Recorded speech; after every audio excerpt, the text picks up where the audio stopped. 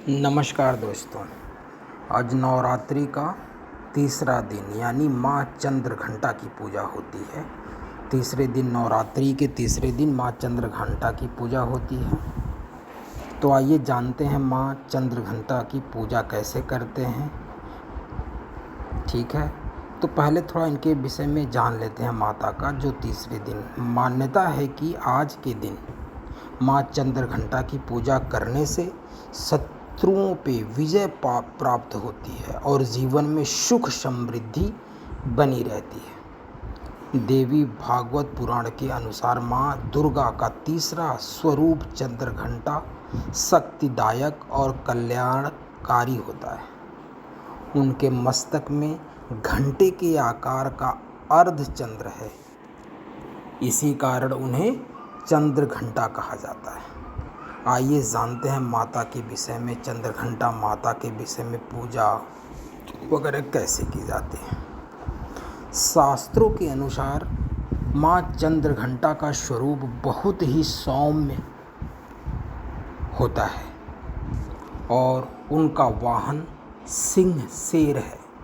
माँ का शरीर का रंग स्वर्ण के समान चमकीला और तेजस्वी है। उनके 10 हाथ हैं, 10 भुजाएं हैं, जिनमें कोई ना कोई शस्त्र धारण किए हुए हैं। वह कमल, धनुष, बाण, खड्ग, कमंडल, तलवार, त्रिशूल और गदा आदि शस्त्रों लिए हुए हैं। सारे शस्त्र से सुशोभित हैं।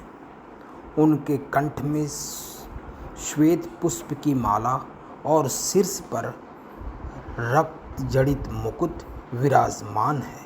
माता चंद्रघंटा युद्ध की मुद्रा में विराजमान रहती है। माँ चंद्रघंटा की पूजा की क्या विधि है। नवरात्रि के तीसरे दिन माँ चंद्रघंटा की विधिवत पूजा करने का विधान है। आज के दिन सूर्योदय से पहले उठकर सभी कर्मों से निवृत्त होकर स्नान कर इसके बाद अगर आपके कलश रखा है तो उसकी विधिवत पूजा करें। इसके साथ ही माँ दुर्गा के तीसरे स्वरूप के साथ अन्य स्वरूप की भी पूजा करें। सबसे पहले जल, पुष्प, माला, कुमकुम, सिंदूर, रोरी, अक्षत अर्पित करें।